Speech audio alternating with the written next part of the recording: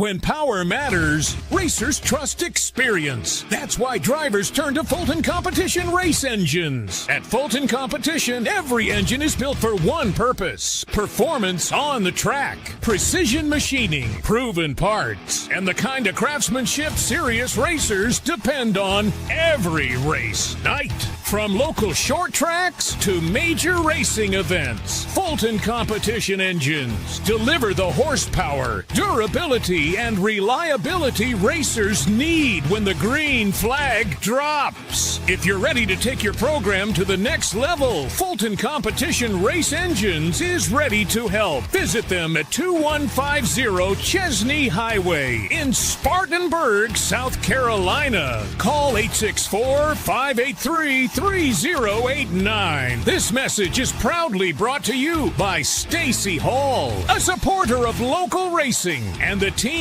that keep the sport alive every weekend. Fulton Competition Race Engines, built for racers, built for power, built to win. Looking for reliable auto parts that won't let you down? Come to McCarty Auto Parts at 1118 Altamaha Road in Hazelhurst, Georgia. From brakes and batteries to engine parts and everything in between, we carry a huge selection to get your car, truck, or SUV back on the road fast. Our team knows cars, trucks, and engines inside and out, and we're here to help you find exactly what you need. No guessing, no hassle. Need a part right away? We've got you covered with fast, friendly service every single time. Call us today at 912-375-2675 or stop by McCarty Auto Parts. Quality service and reliability you can count on. This is bracket racing at the highest level and of the highest quality. 471 to a 431. 1 thou separate them up front, and the scoreboard is going to light up for Tyler Bohanon. How about separated by a thou at this end of the racetrack? 002, the margin of victory. Tyler Bohanon is 11, one above 5. And what an appropriate way for the final round of the million to play out.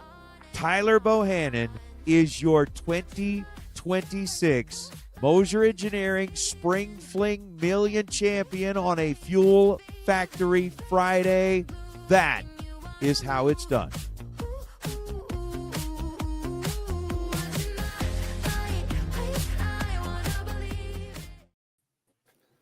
Fat Rabbit and Sticks coming at you live.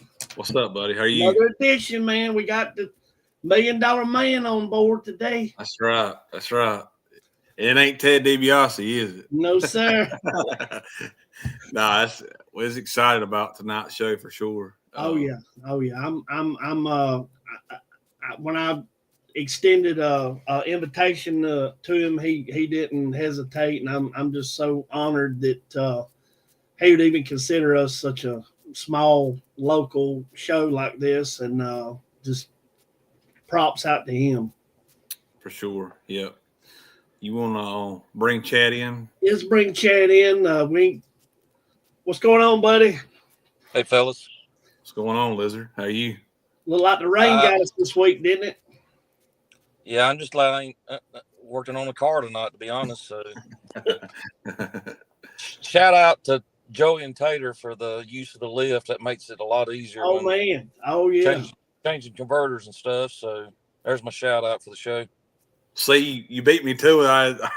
I told Tom, I said, I'm going to give his little weekly segment for shout outs, but I got others, but I'll start with Tater and Joey for the time being. Tom, you got one while we're at it? You got a shout out while we're at it? A shout out. To who? No, to anybody. To anybody. I'm just so happy. I'm so happy we got the $1 Million Man on the show. I started to wear a suit and tie tonight. That's how excited I am. Well, I do got one. The Williamston Bandits 6U baseball team. Shout out, got it done Monday night. We're looking to go 2-0 tomorrow night. I seen 2 home runs on Facebook by the the little lefty. Yeah, yeah. We just need to keep it rolling. That's all. So You there's the my coach? shout out. Huh? Are you the coach? Yeah, I'm one of them. I'm One kind of of like a assistant. herd. I'm a herder. I'm not really. I'm just like a cat herder. I'm not really. I figured they's using you for your in-depth wisdom and all for it all. So. Yeah, yeah, for sure. A counselor. There's the word I was looking for. Counseling. Yeah, I can do that for sure if I need to. But I'm Um, better. I'm better as a herder. So. We don't have many results to talk about this week. The only one we got Friday night gamblers race down at Wire Shoals. Justin Coker over Timmy Ramey. I think Timmy popped it red in the finals. But also want to mention this Friday night, Eric Webster's got a 7-0 heads up class they doing. It's a $50 entry fee, and I think they put a little money in the pot. And anyway, he's got a 6-race series going on Friday nights. Anybody interested in doing some heads up pro tree 7-0 stuff, might want to check them out.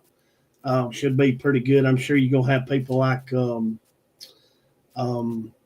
they the Oxters is probably gonna be all up in the middle of that, and probably Justin Coker and some of them other guys. They should be some good racing. But on the spring fling, and that's what we focused on tonight. The champion. I'm gonna run through some of the winners and runner ups. Corey Costin was won the American Dragster. On Wednesday, the 30K was Gary Williams over Jaden Lawler.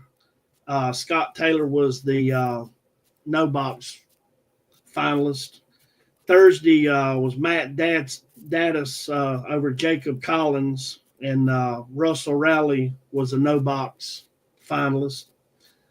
Saturday was Doughboy Williams over Bug McCarty, and Andy Schmall was the no box. I like to add Bug. He's one of our sponsors. I sure was pulling for him. I would like to see him get that last win light. And then the $1 million winner, Tyler Bohanon over Greg Brotherton. Andy Schmall was the no box finalist in that. So Andy Schmall was, I think he was in 3 finals, 2 wins, and a runner up in the no box. He had a good. So he always, since they've actually moved that race out there, it seems like he always does well on that side of things. So that, yeah, there's no surprise for that. I believe that on the Saturday race, I believe that Brandon Taylor was the semifinalist on Saturday. So that was pretty cool to see the East Coast guys. But I figure we can tap into Tyler on that a little bit. But if you want to go ahead, do you have anything, Chad, any results? Well, I mean, I was just say, that Andy Schmall. I mean, I don't know him other than name, but I mean, they don't seem to have an event at the Fling that he. I mean, obviously he's won the main event, the whole thing, but then he's always showing out. Seems like you always hear that name every time. So yeah, he comes to play for sure. That's Tom. Before you bring Tyler in, you had said something. I think it was earlier today and we could let Tyler talk about it a little bit. But is there not now 7 multi-time 2-time winners? Sorry, 2-time $1 million winners. Yep. And I want to toot our horn a little bit. This will be our 3rd guest on the show for 3 out of 7. That's pretty cool. So yeah. Shout out to the show. Well, and I know point this out too. I mean, I know it's easy to look back on it and say, after the fact, where when we done last week's show, we referenced the million, and I started to ask y'all fellas. I said, "Who's your pick to win?" And you just have to take my word for it. Tyler Bohanon was going to be my pick. I mean, I regretted that I never asked y'all to for your pick on it, but I promise you, if it didn't come to my mind or I had something else anyway, or I didn't write it down. That's the biggest thing. I was gonna ask y'all to make a pick for the spring fling meeting, and Tyler was gonna be my pick. I promise on Well, that. So you need to go buy you a lottery ticket then. I guess. I You should have gotten us Calcuttas, I guess. I don't have $2 to go buy a ticket. That's my problem. Yeah. Tom ain't sent you your check yet for. I'm still waiting on my show money to show up here. All right, I'll bring him in. Hey, buddy, congratulations. Hey guys, what's going on? I'm you happy to doing, be man? here. You talk about Andy Small though. That dude's the real deal, especially no box racing and out there like you just don't want to run him. I mean, there's Lucas Walker, Charlie Lockhart, the guys that from over here that you don't want to run, but Andy Small's like top of the list. Just don't even pull up next to him. Yeah. Well, I mean, I feel like when this Vegas race happened, it's like, well, our guys will go over there and just mop it up. But it's like that dude's, like you said, he's legit. Like yeah, it didn't bother him a bit. No, and it don't. And we actually talked to he's been to a TB race before. He's talked, trying to come out for Bowling Green stuff this year, and he comes out here and does it again. He's one of those guys that can do it. And me and PJ ran our mouth before the East West shootout pretty good. And I'd spent quite a bit of time, or PJ didn't say nothing. They let me go drinking during the day on a Tuesday, and then I got on the show and proceeded to just run my mouth to the West Coast. Then we got beat. But I had to say Vegas, we turned it around, and we just everybody from the East Coast wore them out. Yeah. Yeah, I was gonna say we were sitting there Saturday at our local track at Greer, and we were talking, and I forgot who I was sitting there with, and we were talking about, at that point Saturday, the East Coast would look really, really good. It's like, there's hitters over there as well that does really well, but it's just cool to see you guys go out there and do well. It was cool too, especially because like the week before, we set the stage for that deal and it didn't go that good, but it was cool. And especially the guys who won, they're on the road 40 weeks a year. And, so you spend a lot of time with them. It's cool to see, especially, Jaden Lawler, who's from North Carolina. I mean, that kid has made a hell of a name for himself in the last couple of years. And, Donovan. And I had to think about it like I was still like one of the older guys that won this week. I'm like, damn, that is happening really quick. That like at the East versus West thing, second round, it was me and Lucas Walker, and then there was 10 guys left, and me and Lucas Walker were the oldest too. I'm like, whoo, I don't know if I like this or not.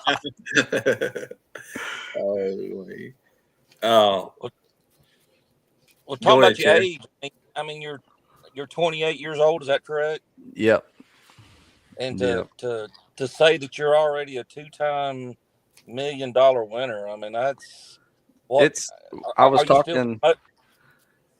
talking to Gary about that after the million, and I was thinking, he's like, you've got to be the youngest guy to do it, and I'm like, I don't know. I mean, first off, Gary, you were one of them. How old were you when you did it? And he's like, I don't know. I'm 47 now, so we had to do the math.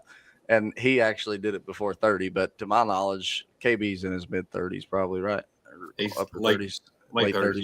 Yeah. So, I do believe that was, and that's a cool box to check, that you were able to do it for him. But the names of the Verdes and Luke and KB and Underwood and Dave Triplett, and there's one other one. Every time I've said this, I forgot one name for sure. We had said it today. It's Triplett, Underwood, Gary, you, Kevin. Oh, Luke. Yeah. Luke. And I'm missing the seventh. Yeah, I always miss the seventh one. Verdi. Yeah. Verdi was the other one. Yes, Verdi. There you go. Yeah.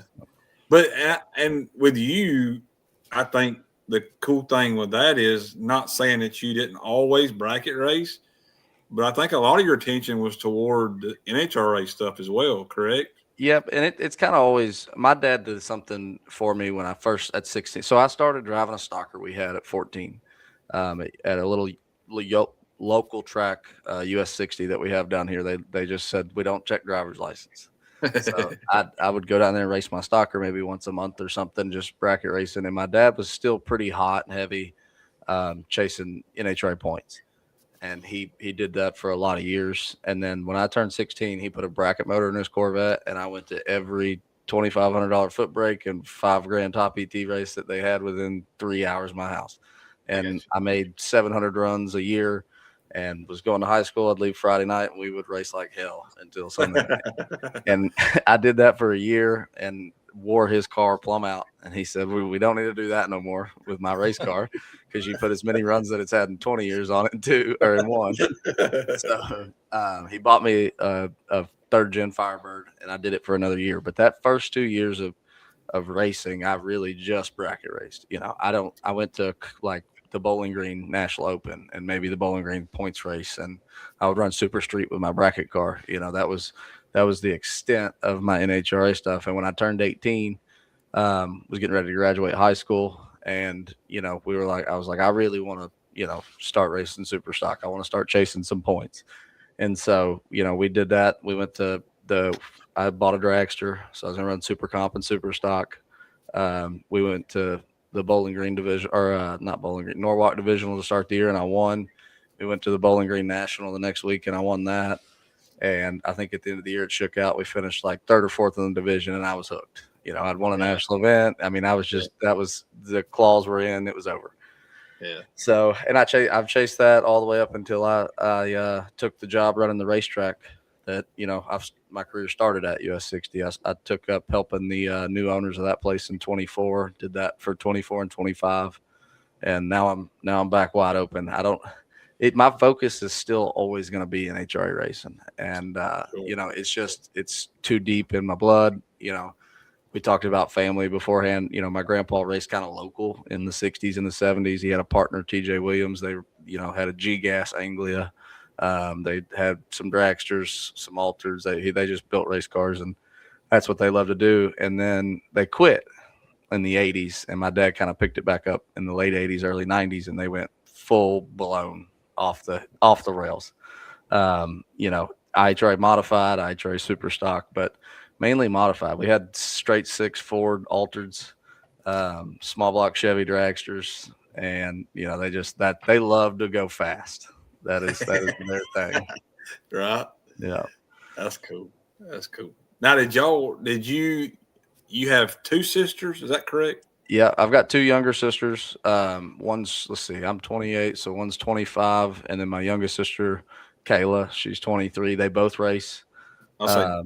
Yep, they both race. We've got a Chevy 2 wagon that Kayla drives. She just had a baby last week, so I think I might get to drive that one a little bit this summer. But no, my other sister, they love it too. They got into it later. I just from day one there was going to be nothing else. It was just going to be drag racing, and Abby didn't even show interest in it until she was 17 or 18.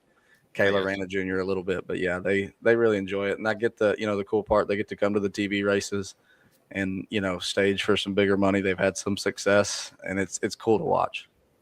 That's good. Yeah. So what was it like when the Bohanons rolled in to a local bracket race? Were y'all like the six pack, like the Kenny Rogers movie, or it was more like, so that's the thing around here. We've got the Morris family, and TC Morris, Donna Morris, Matt Morris, Nick Morris, Darren Morris, Mike Morris. There's like 12 of them. Okay. So like they got stock, super stock combo. I mean, I can bring every cousin I got and put them in a race car and we don't get to what they got. It is. And that's one of the most badass things about racing around here, especially when it comes to NHRA stock and super stock, is some of the baddest dudes to ever run that stuff came from around here. I mean, there's we did the math on it, like the Deckers, Todd France, but it's all, families. And you can bring me and my dad can go run a combo, and there's like 8 Morrises and 3 Deckers. And, it is a huge family thing around here. And they're, especially in that world, they're like all really good. Right. That's cool. Yeah. Well, just for clarification for those watching, I mean, when you're saying here, where were you referring to? Like Ohio Valley is kind of the main place. That's where I grew up. So, we've got Ohio Valley Dragway that's like 15 minutes from my house. Used to host an IHRA national event there. and then US 60 is about an hour, and I'm about 90 miles from Bowling Green too. Okay. Yep. Okay. Well, talking about your diversity here, I mean, obviously the Spring Fling Million was you was running the Cobalt in no box, is that right? Yeah, I was trying. Yeah, and then the Dragster, obviously a top bull, but even leading up to the Million, I mean, you run it up down at Gulfport for one of their $25,000 races, correct? Yeah, they had the Footbrake 150, and I took Yeah. my Chevy 2 down there. So I mean, with your round, I mean, do you prefer bottom bulb, top bulb? Does it matter? It doesn't matter. And honestly, the older I've gotten, the more confident I've gotten in my bottom bulb racing. But it's just feels so much easier in my head to just go saying, all right, when the top bulb comes on, you let go, right? Like I ain't got to worry about this if it's going to be good, if it's going to be bad. Yeah. It's mainly just in my head. But I've kind of gotten more confident with that. And it took me a couple years to get my Chevy 2 finished. So I really didn't have a reason to, run a bunch of it. And I'm still the guy, like, I'm going to take every opportunity that gets thrown at me. So whatever they got, I'm going to get in. But I think it's been good for me to do that, to stay in, whatever I can and just never get too comfortable. I feel like you can get too comfortable in a race car as easily, as you can not be comfortable at all. Right. Keeps you fresh, like you're saying. Yeah. Yep. That's cool. Going back to kind of going with Chad on the Million, actually at Vegas, I understand you had an eventful day. I think maybe a couple of days, but I know the actual Million day. Is that correct? It was a little eventful. Yeah. So third round, it broke the Heim joint on the tie rod crossing the finish line, and it went to darting. I didn't really know the steering wheel went crooked, but I didn't know what was going on. I was darting towards the center line and darting back out. But yeah, that was third round of the Million. It broke the Heim joint off the tie rod, and it was on fire the day before. Shorted out some cables. We were on fire like fifth round of the 30. And I'll tell you, like every time, Will Holloman kept telling me, it's fine. Like Ricky Bobby running around there. Yeah, I did too. Hey, I bailed out of it, still moving, helmet on. I've had to do that. I looked like an idiot for sure. Then the car went rolling backwards towards the finish line because the shutdown's real uphill at Vegas. So I had to chase the car down with my helmet still on to stop it. I looked goofy. Real good. So what did Will say? Oh, well, I'm just scared to death. I'm still like every time, especially when I'm driving other people's stuff, I'm like 16-year-old kid. Like, don't touch it with a fire extinguisher. He's going to kill me when I get back. Don't cut that cable. He's going to kill me when I get back. And he goes down. He's like, what happened? I said, I don't think you really understand. I was on fire. Like, and I wasn't, but I was just being dramatic. And he's like, my car's ready. I think I can fix this though. I'm like, I don't think you're listening to what I'm telling you. The battery is twice the size that it started as, and there's no battery cables. Sure enough, he was right. He fixed it. He fixed it. Oh man. Yeah, I had read that where you had some issues. I said, well, I don't think it makes for winning is always, there's always something behind that. There's a story that follows that up. It's never a clean, just everything flows well. And it don't, especially with three cars. Like I'm love like NHRA racing. That's the hardest part for me is I race by myself and I'm taking two cars. Like even if you're making 6 or 7 runs a week, something I've loaded them up in the trailer.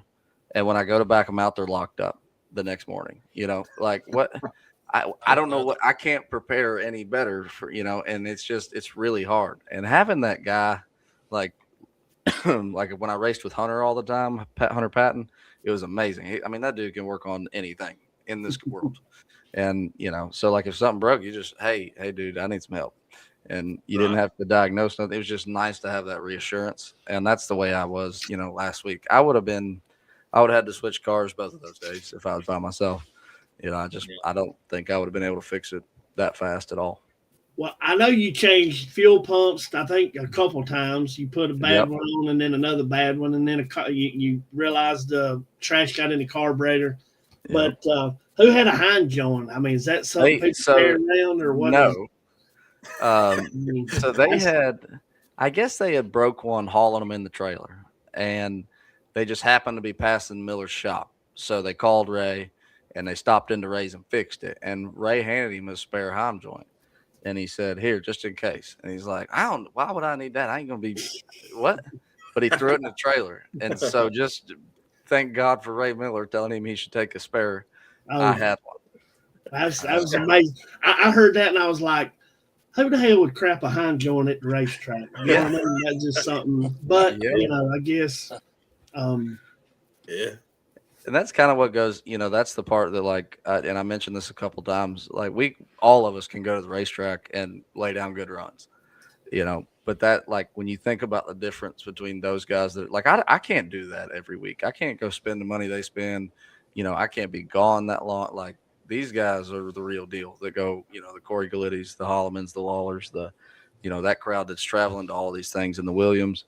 But the difference between them and me and you is that they have that stuff, they've got as much in a race car as they do in spare parts in the trailer to make sure that they can get through them. Cause we worked on every car. We had 3 of them. Every one of them broke someday. Right. Yeah. You can't show up, without extra stuff there. Cause that's what you do. That's what they're doing. I mean, that's not, like you said, you're not just a leisurely, hey, I'm going to go hit this big money race this weekend and hope can get through, 100%. And I was the guy, for a couple of years, I had all the spare parts I could afford. And when I was really, really, really trying to chase that stuff, every week with my own money, I borrowed shit from people that for 3 months until I could afford to buy them a spare. And, I've done all that. It's really hard, Yeah, it is. For sure. Yeah.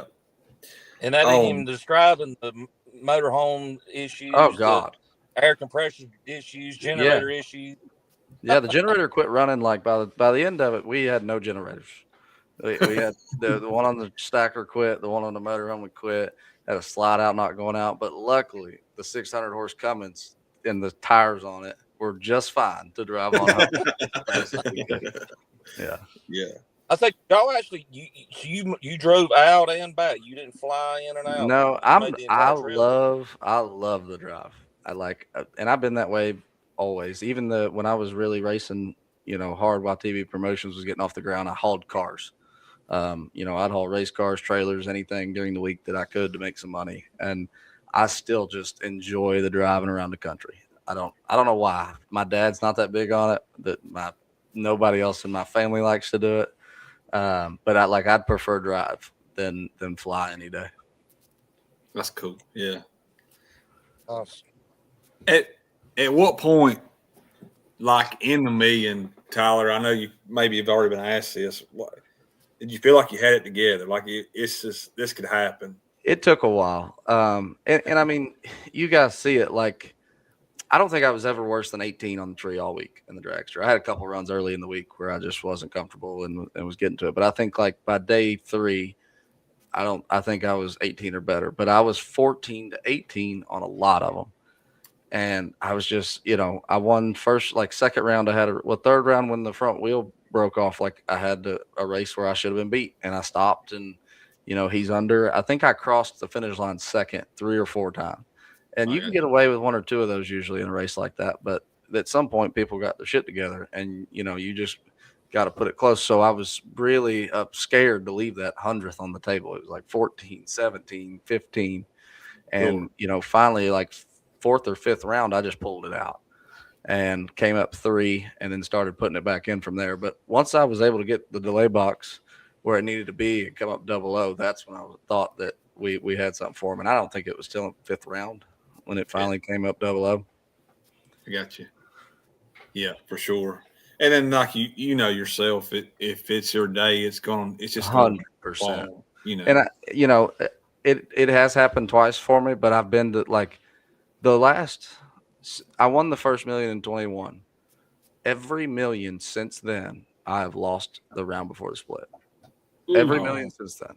And the 2 previous to that, I had lost the round before. I was 3 years. The first year I went to St. Louis, I was doubled the round before the split, lost them both. The year after that, I was in 5th round and lost. And then this past year, I didn't go to St. Louis, but it's every million that I've staged for since then I've lost 5th round. They split 6th round. You get 10 grand. So, the last 6 millions plus one being doubled, it's cost me just damn near what I won this past week. So, and it's a totally, when it's your day, it's your day. I've never won a race where all 10 rounds were, really good runs. I think one of them, I ran Ivy 4th round and she red lighted to me, and that was my run to, get everything back. I just damn near crashed it. That was my run to make sure everything worked good. So you got to get by with them, and you got to pull in line right. And if you're there at every one, the reason these guys win is because they are at every one of them. They've got 25 more chances a year than most people. So, they're just, the odds are better, but they can lose being 5 total just like everybody else. Sure. And what you did, what you've done, like you said, running unlimited, you're not on the road all the time like these guys are. To me, is very impressive. That's the hard part for me to accept, because I was the guy that believed I had to go to the racetrack every day, and it has worked. I raced 5 times last year and I won 4 of them. And it's just, and even I still don't understand why. I don't know if it's the time off did help me. I don't know if I've just got a new perspective on it. It ain't that big a deal no more. But I do. There's guys like Lane Dickin is one of them that I think about. He can show up out of nowhere, and he'll make you look stupid the whole time he's there. And there's guys like that out there. And I just never thought that, I would be one of them. I thought I had to race twice as much as everybody to race at the level that they did. Well, yeah, that's this car that you won in. Ain't it the 2nd million that it's been involved in? In the last 6 months, that's the 2nd final it's been in. It was in the OG Million final with Jaden driving. Yeah, that's right. Yep. Yeah. Is it that good a car, or is it just? It was really good. It's been a while since I went, and I got nothing special. I bought a used motor from a guy that I trusted, and my car goes 450s, but I didn't spend any money on it. But it's been a minute since I went 470. Yeah. And the track's wide as hell out there. I was struggling. Okay. I'm not I don't see the finish line like that. These guys that can see it, that 4, 5, 6,000, that ain't me. And so, yeah, the car had to be really good for me. And it was, it slowed down in the final. I told Will that I wasn't going to judge a 430 car. I hadn't really judged the finish line that well that week. Wasn't going to start in the finals of the million trying to do it. So, but it slowed down. And really, that was the only run that it threw me in 12 or 14 runs that was wrong. I think it went 3:03.9 was the fastest it went, and then 3:04.6 was the slowest it went until the final. So you had it on the wood in the finals to go. That was all it had for the win. That's yeah, one over. Yeah, one over. That's all of it. Yeah, he was coming, and I did I could hear him coming, and I looked over. Well, if he wants to pass me, he's going to pass me. I can't do nothing about it. And he killed some. I think he expected to be a little faster than he was. But, I mean, that was definitely a situation where he got behind and shouldn't have. It was more, that was talking about lucky rounds you got to have. The final was a perfect example. Yeah, for sure. Yeah. But you turned loose well in the finals too, though. It's not we were a thou different. I think I was 11 and he was 10. Okay. And I think about races, big stage, local racing, whatever it be, you can let go really good and drive really well. And like you said, it don't work, fall your way, and you go out there and luck into some stuff, and you have to, you're talking, you're 18, your worst hit, and you got better and you took time out and got in the 00 range. But you allowed yourself to get to that, you know what I'm saying? That's hard. I would have probably, without somebody telling me yeah, that's the right call, that'd have been hard for me to do. Right. And, then my problem is once I pull it out and I come up low 00, I'll tickle a couple in and it'll be low 00 again. I'll tickle a couple in and it's low 00 again. I know I'm coming up 20 here soon. It's coming. Yeah. It's gotta be coming. Chad, what you got for him? If I can branch off a little bit here, I mean, so you said you only raced 5 times last year. I mean, obviously you not only are you a racer, you're a promoter. You mentioned I've seen your social posts where you're posting out driving the track, working the tractors and stuff. I mean, how do you manage all that? How do you put all that together? It's we talk about family being a big part of what we do, and it's still that way. For me, if I decided one weekend that the forecast looked bad and we were probably going to rain something out, like I didn't even have to ask. Dad would have a car ready, and if we decided to make that call, like I was ready to go. And it's the racetrack thing. I enjoyed that. I had a lot of fun with it, and it's honestly helped me like with my racing. So I spent a lot of time on the timing system with an AccuTime system, and I learned the way Johnny Ezel stages turning the wheel, and the tricks that these guys use. Well, I had free reign to go down on a Monday morning with a rollout wheel and try to manipulate this thing and like learn the way these guys are doing it, have maybe ways to break their system and their routine. And prepping the racetrack, I learned how much it should affect each car and different cars, because I got to look at every run that got made on a computer, and I was the one prepping the racetrack.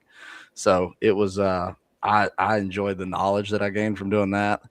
The promotion stuff, I got Brian, and without people always say all the time, like, couldn't you do that on your own? No, I cannot. I don't. We get 100 emails a day. I might get 2.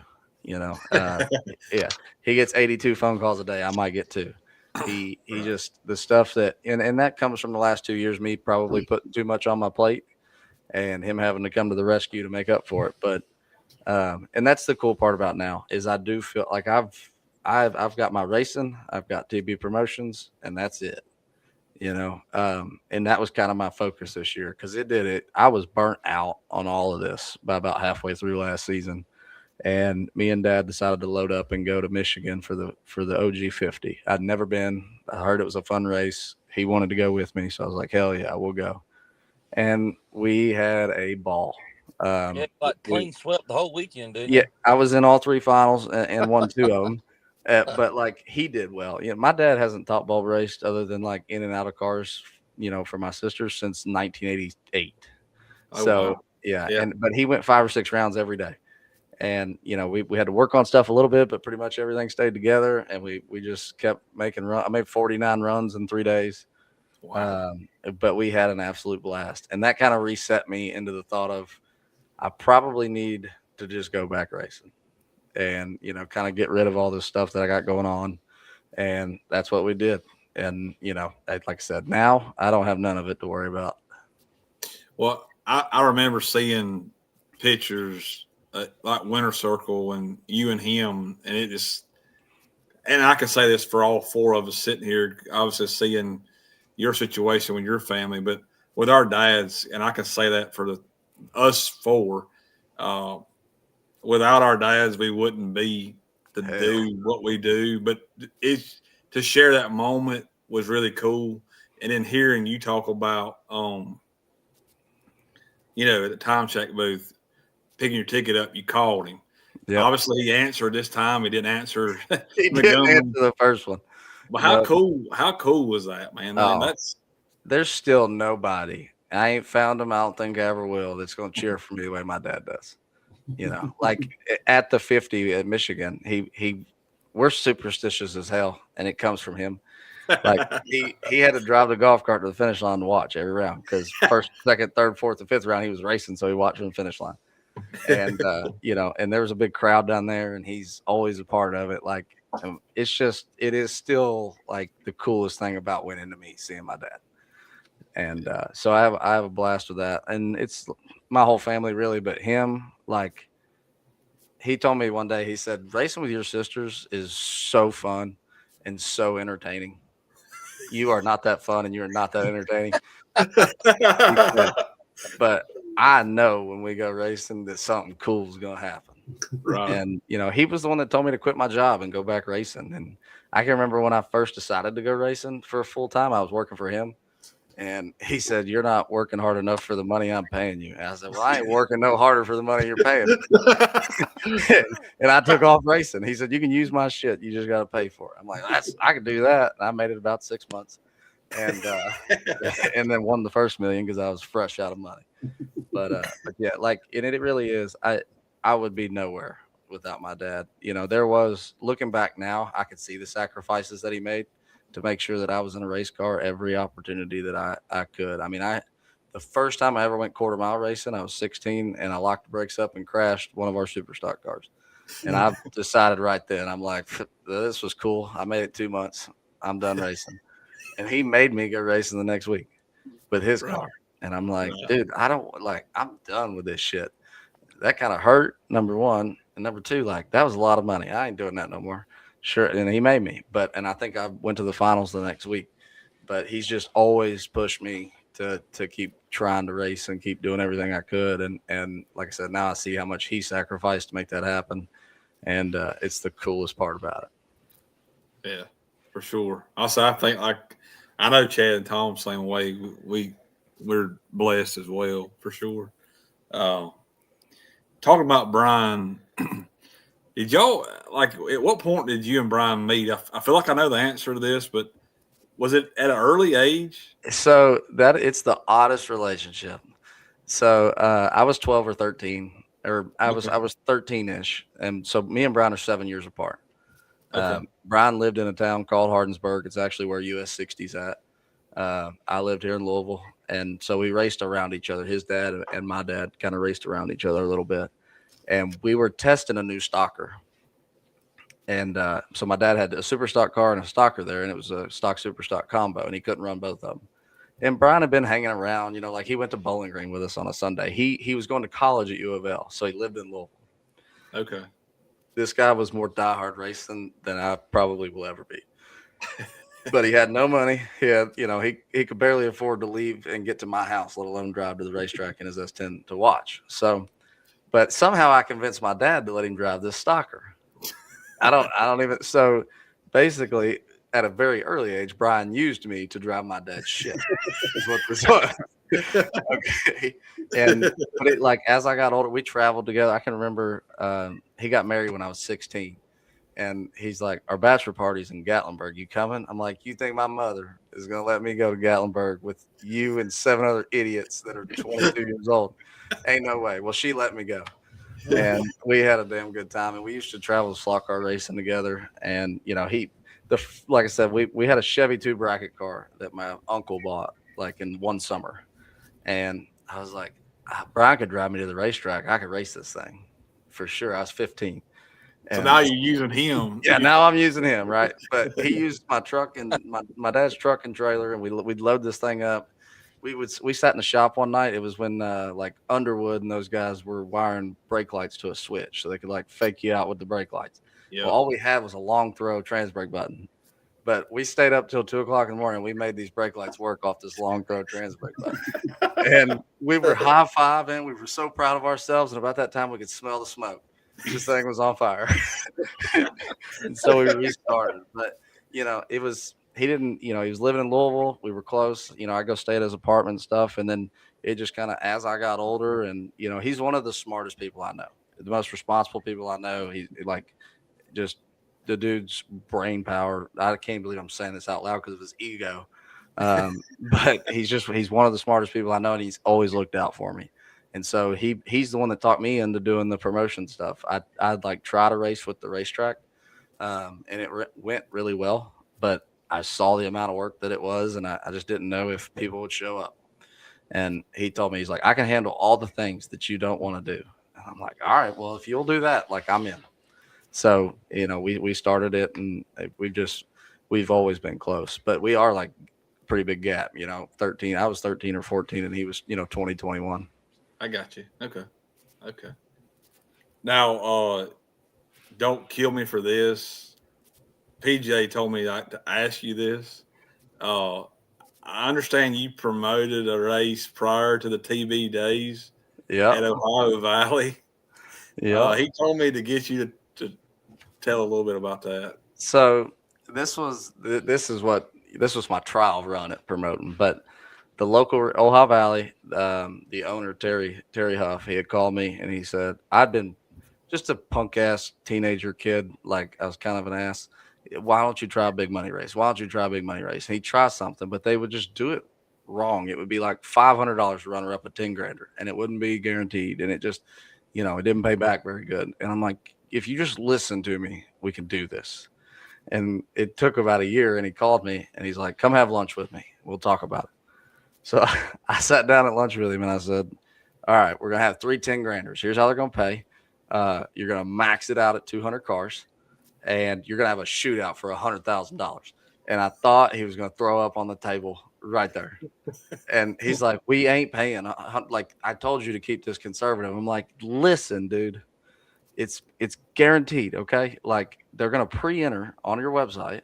And I don't know where I came up with this idea. I really I don't. But like the Ultimate 64 had the shootout and they had just quit doing it. And I thought that was the coolest race on earth. Mm-hmm. And I'm like, we're going to do that and we're going to double it. And he was so confused on how I thought I was going to make this happen. So I talked him into it. I got the flyer all done. And he's like, you're never going to fill this race. I'm like, watch me. I'm telling you, it's going to fill the first day. And I called everybody I knew. I called Troy. I called Gary. I called Nick Folk. I called Slate Cummings. I said, y'all got to show up to this race. Like, I need you. Everything in this. All right, I need you for this. You know me a little bit, but I need you for this. So we opened it up, and it was supposed to be 200 entries.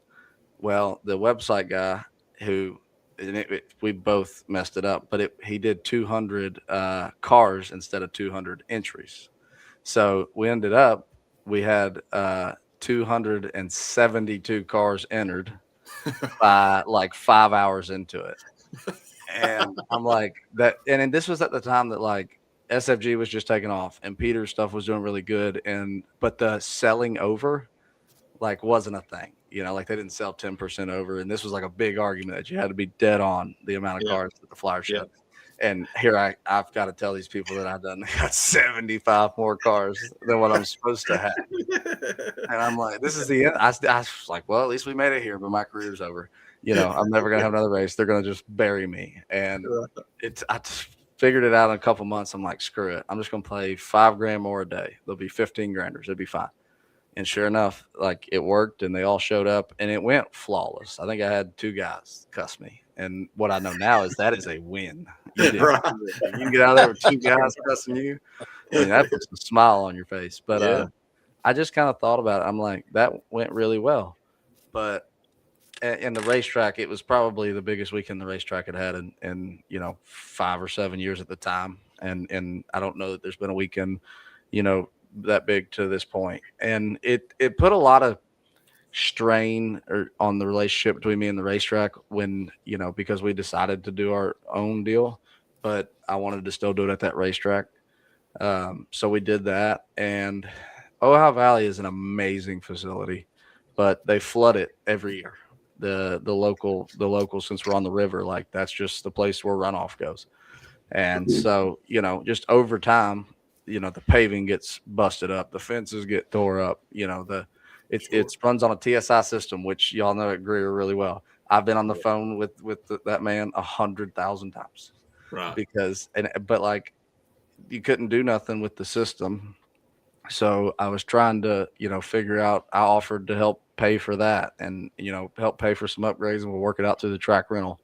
Over the next few years, we'll sign a deal, but they didn't want to do it. So we moved on. They've since done it, and they've came around, and things are going pretty good for them over there. But it just, as bad as I wanted to stay there, it's probably been the best thing for us that we did branch out. That's kind of the big thing with what we do, is just staying with new ideas and trying to keep up with everybody. It's a hard thing, but that first race, it was crazy. I thought I was just going to help him put a flyer together, and then I was going to race in it.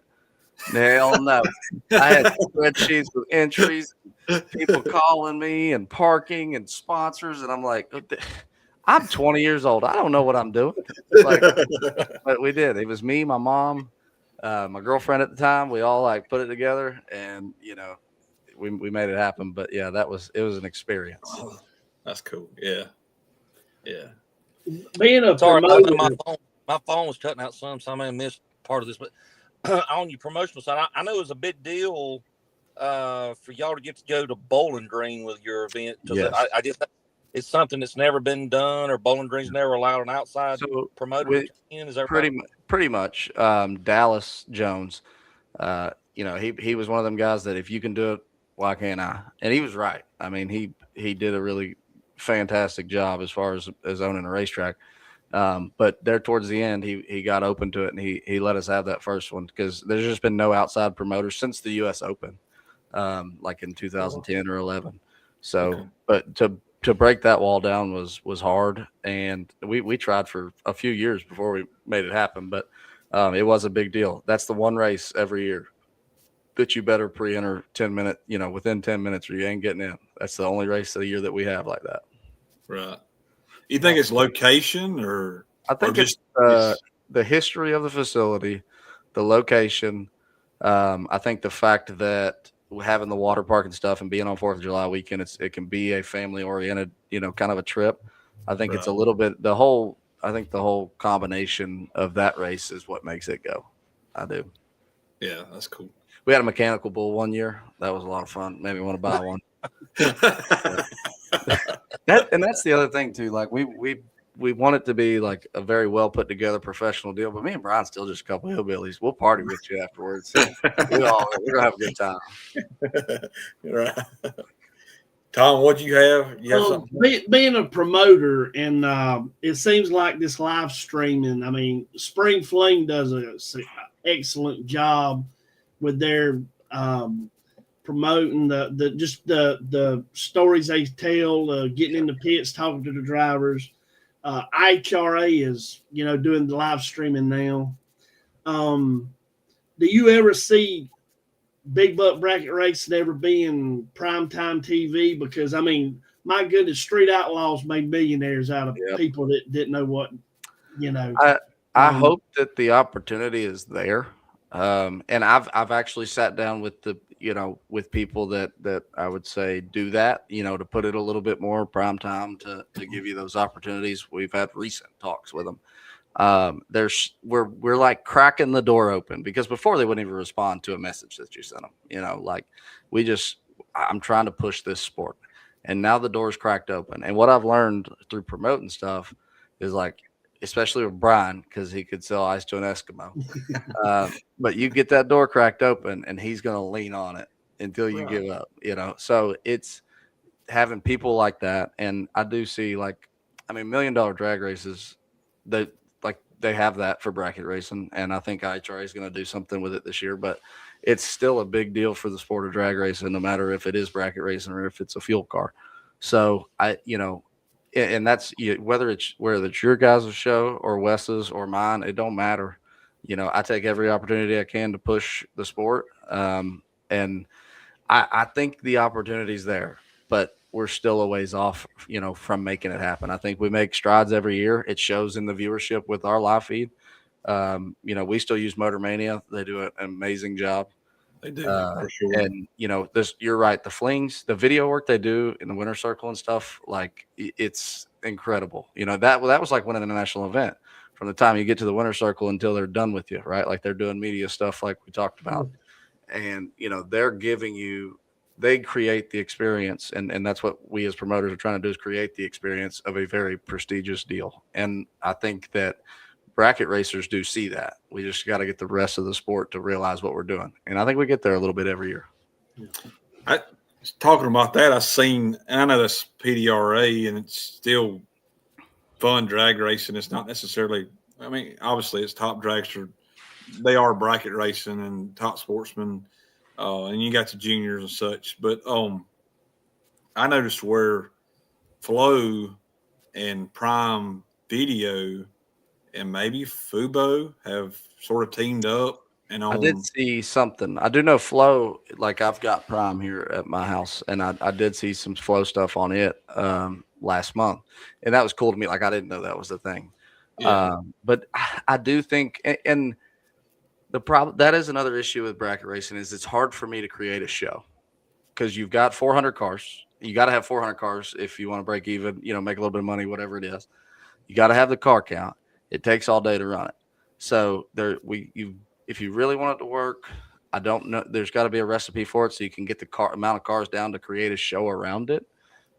Because the PDRA, like they had the money to throw at it. Number one, they've always had, Tommy had the money to throw at it, and then they put together the 3 or 4 heads-up classes that you need to create the show, and that's kind of what I took from running the racetrack too.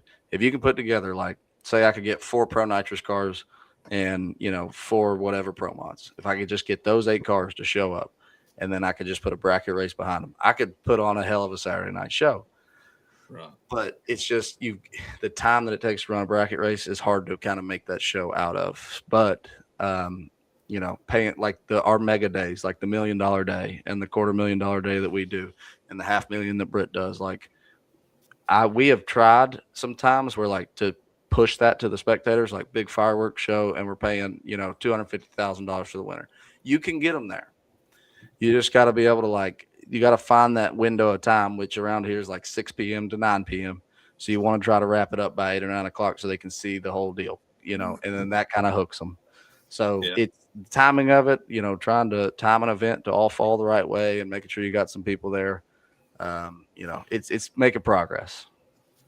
Yeah, because I think if you're not truly invested, whether you're a family, your crew, whatever, it's hard for somebody to sit there for. It is, especially when you have no idea what's going on. Cars are taking off at different times. You can't even follow the fact of like first one to get there wins. It's just, and I said this earlier today. At the grand scheme of things, we are the entry level of drag racing, but we are by far the hardest form of it to understand. Sure. And there's nothing we can do about it, right? Like that's just what it's come to. But it's, Luke does a great job. I've taught some stuff for Luke and been to a couple of his schools. Like he asked me to teach some people how to hit the tree one time. Like, how the hell you teach somebody to hit the tree, Luke? What do what do you want me to do? But listening to guys like him explain it, make it a little easier for me. I've used some things he's told me to teach people that are coming into the racetrack for the first time. But that is probably the biggest hump, is somehow making it easier to understand. And then that way, when you do get those people in there to watch it and they fall in love with it, you can keep them in that, realm, because they can show up to a racetrack, watch racing, and put a turbo on their LS and go race something else. That easy. Right? That's where all the core guys coming into racing are going to. Yeah. And you just gotta find a way to make what we're doing understandable to them to get them to turn, I think. And that's what I know, like at our local tracks, and they're everywhere, the TCR class and the sportsman class that we have there. You kind of hope that's that entry level for the TCR, and getting those.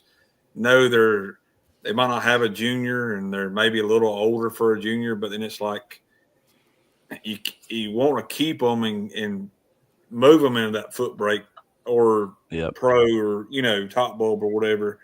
But sometimes you don't keep them kids, No, and the ones the parent, like I see it with juniors right now. I don't know where it came from, but every junior parent got some money now. Everybody got money when it comes to juniors now. They all got it. And I think they got higher ambitions for their kids. So they skip, which is bad. Like I raced every level, I never chased a track championship because I went to 5 racetracks a week, but they were all, close to the house, local racing, local programs, and I really did take the ladder to the point that I'm at. And that was just, I didn't have to, but that was what I thought was the best for my career and what my dad thought was the best. And so these kids that skip those levels, the stuff like what I'm doing and, what Wes Buck's doing with the Winter Series, it is taking away from local racing. I don't think it's a bad thing because it does bring a lot of new eyes, and it gives and it takes, but it has done something to the local racing. And I've said for years that it's going to come back to it. Like this year with diesel being high, I could swear to you that it's going to pull back and be those 5s and 10s that really shine. But it hasn't happened yet like I thought it would. So, sure. I don't know what the remedy is, but we do need to figure out a way to get those people to stay in bracket racing, whether it's their parents pulled them out of it or, they just maybe, let's be honest, it's not hard to be good, or it's not easy to be good at this. And it's easy, I lose 70% of the time I show up to the racetrack. So, it's hard to make that okay to most people. And it gets harder with the next generation. And so I think, like I said, it's probably the biggest challenge that we have right now is getting guys turned on to bracket racing just as competitors. I think if you got the guys to compete in it, you got Sean Langdon and Antron Brown out there preaching bracket racing. That stuff gets what I need. When Antron or Anson or Sean win my races, you should see the views that the social posts get. Right. It's getting the people there, I think, is going to be the easy part. But, making them understand it, making them give it a chance, that's going to be the next roadblock that we have. Yeah. I'll say, because I seen the Doug Calitta's son driving for Bo and them. That was neat too. It was. Like you said, in his situation, he don't have to start in a 440, bracket car. I mean, there's potential there to do whatever he wants to do. Yep. But it's neat to see that he's starting at what would people call entry level. He's doing it, and that's neat. It is, and I think it's good on Doug's part to put him through those courses. There's a lot of things. Like you see the kids that go professional racing and it was just all money. And you see the ones that work to get there. Dallas Glynn's a perfect example of that. You see somebody that's worked their ass off their entire life to get to where he's at. And then you see the ones that didn't. And, I think there's just that difference when you get to that level and it shows a lot brighter than it does, maybe down the line a little bit. And which makes me respect what Dallas is doing. And like you said, he's just shown if any opportunity he gets, he's coming back and bracket racing. It's still in him, and he still has a love for the sport of bracket racing. Yeah, it's not just a paycheck to him, No. And that's the biggest thing. Like with me, I spend every dollar I get. It don't really matter. It's just going to happen. So, it's just not, the money's nice, but I mean, I've been doing this because it's all I've ever wanted to do. And these days I care about the overall sport a lot more, than just racing a car. And so there's things like super stock racing. I talk about this a lot. It's on its way out. And it's simply because there's not very many 28-year-olds like me or younger that want it as bad as I do, that see the value in it, that see the cool factor of it. And they're never going to, the tech guys, the next generation of tech guys ain't, what the ones these days are. I think they're making the right changes to make it easier to get involved with and make it easier to understand. But it's a little scary to me because that is my roots, so there's a little bit of that everywhere. I think we just got to figure out how to get them all turned in the right direction. Yeah, for sure. Chad, what you got anything else for him? Yeah, speaking of the love of the sport here, if I can go back to your racing, I mean, I hit on it there. I mean, you're 28 years old, 2-time million, big butt bracket race winner. I think I know what your answer is going to be here, but what's the number one item on your bucket list that you want to do now with racing? Is winning an NHRA World Championship. A world championship. That's I was gonna say Indy first, but Indy. I've accepted the fact that Indy's got it out for me. It ain't that. It breaks my heart. I've still to this. I will drive home from that race this year crying. Promise you, it does it to me it breaks my heart every year, and it just waits for you. It can be first round, it can be fourth round, it might be the first time run. Something's gonna happen. And it's right when you think you got a chance to beat them, it's gonna happen. But an NHR World Championship is like that. It's the gold highlighted box at the top. It's got to happen. So, does it matter what class? Don't give a shit. As long as it's sports. I mean, super stock would be preferred, but any sportsman class. It's there's some that we've got a comp car that I'm pretty sure with some work I could really make a run at it. That one would mean just a little bit less, but is sports, any of the 90 classes, stock or super stock, I've been close. The 1 year that I had my best shot at it, I finished third. Strickland was second, and Kyle Rizzoli ran off. And I had 600 points by May. But me and Strick ended up making a run at him and coming up a few rounds short. I've had the taste of it, and I think now I used to get so worried about that stuff and pay attention to it. And now I feel like the attitude that I'm taking into this year is probably the best chance that I've got to do it. So I have no running race cars, but I'm gonna do it. Tom, what else you got for me? Being a guy that knows how to get a light, that knows what to do on the starting line. If anybody ever approached you about a pro mod, pro stock, or even a fuel ride, professional class, would that be something that would pique or interest you in at all? Or Head first. I'm in. Yeah. And that's I said this earlier today too. Like the last couple of years running the racetrack, that was something I was trying, but it was also I'm in my mid-20s, late 20s now. Like I'm looking for some stability. Okay. I'm scared to death promotions is going in tomorrow. So this was kind of my way. I was married at the time. I'm gonna get a job, that's a good solid job, something I still love doing, and this is gonna be what I'm gonna do. I'm good with it. I'm gonna race 5 or 6 times a year. I'm gonna be good with it. And about halfway through that, I really started kind of falling out of love with the job. And it all got harder. And last fall, life got a lot easier. So we got, we no job, not married anymore. I don't have anything holding me, so I'm going racing. And I dig. Now I have TV promotions. Somebody calls me, wants me to work on something. I still do that. I help Hunter some.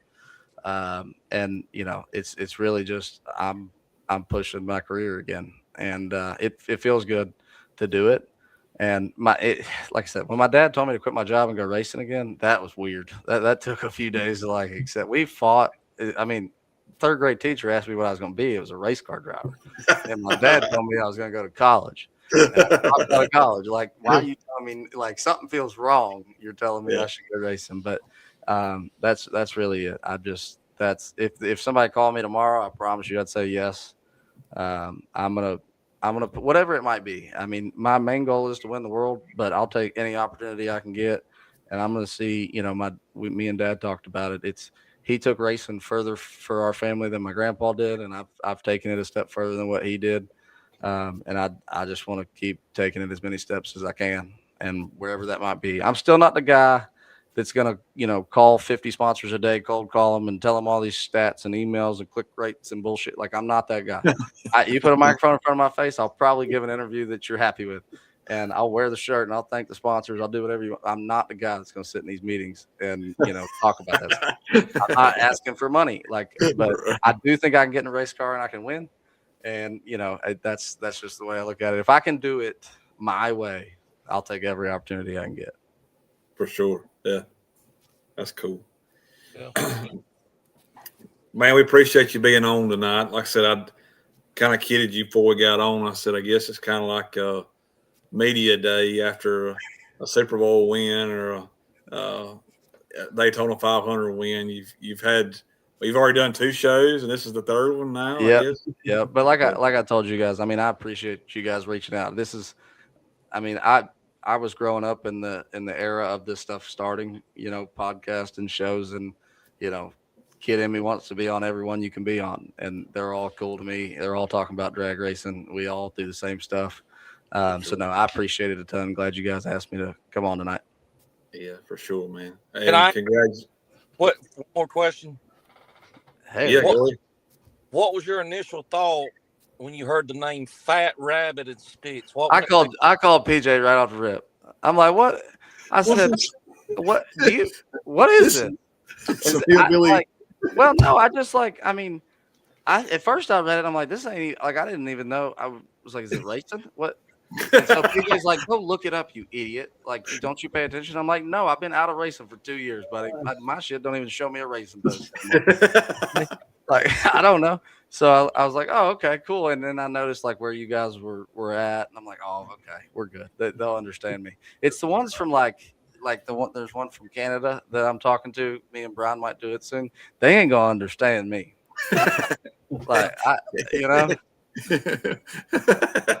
Yeah, we definitely get you for sure. Yeah, but yeah, for sure, man. We appreciate you. Definitely helps us to continue to branch out. And anytime, guys. Like I said, I enjoy talking racing, so anytime. Congratulations again. Thank Sounds you. like your 2026 year's off to a good start, so I hope you continued on the rest of the year. We're going to keep trying. I know if there's a racetrack open and, I'm not at a beach because I don't want to race 40 weeks a year anymore. I'm still going to do like 25. So I'm going to take some weeks off because it seems to help me too. But if it keeps rolling like it is, we're in for some real treats.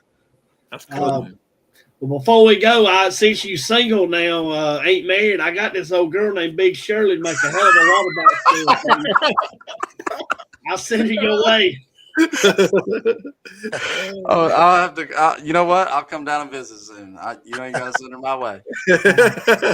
Man, we appreciate you hanging in here with us, and thank you very much. And we appreciate you accepting our invitation. And you've been hell of a race there for you. And congratulations. Thank you guys so much. See you, bud. Take care. I went pretty good. That was good. That was the best question of the night, Chad's. Why can't Chad meet Big Shirley? Why you offered Big Shirley before now? Yeah. We got to be $1 million winner to meet Big Shirley, or what? Right. Oh yeah.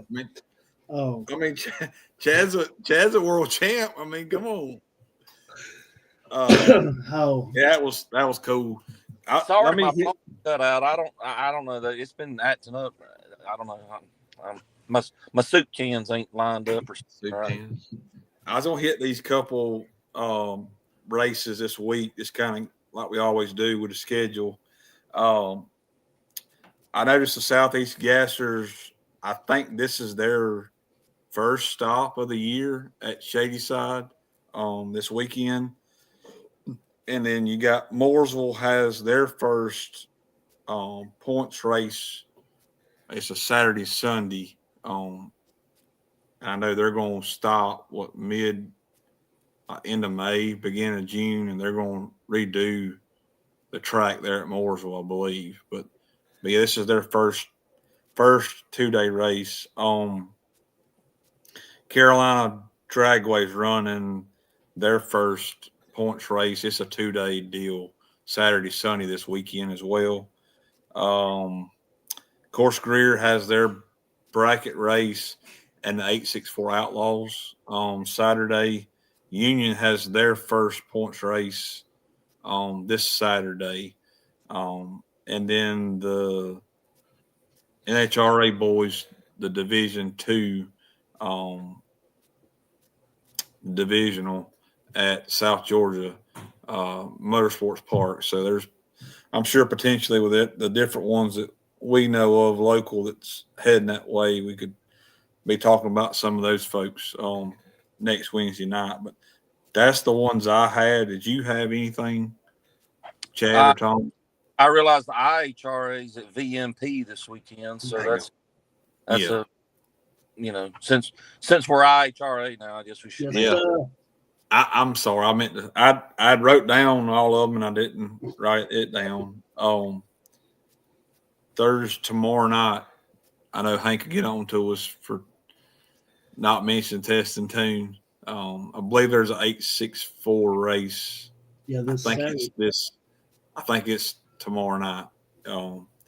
So that's the only ones I had that was upcoming this weekend, unless y'all had something else. No, I don't think I got nothing else. Chad, appreciate you being on as always. I hope Tom will hurry up and get this check wrote to you so we don't lose you. Man. If not, I'm gonna have to go visit. I'm gonna have to have some money to go visit Big Shirley with. Yes, anyway. Sir. I'm sure he'll take you in. I can at least give you some gas money until he gets you checked to you. I mean, right. I know you having to drive out there. Maybe even give you a Wendy's gift card, to get you food. So as long as he don't have to take Shirley out to eat, he might go broke doing that. Yeah, we're at Wendy's now, so I'm shout out to Wendy's, baby. Yeah, that was cool, man. That was a good time. Tom? What do we always need? Just a mic and an opportunity, and I guess we'll take it to the house, won't we? That's right. Appreciate you guys. Y'all be good. Thank you. Enjoyed it.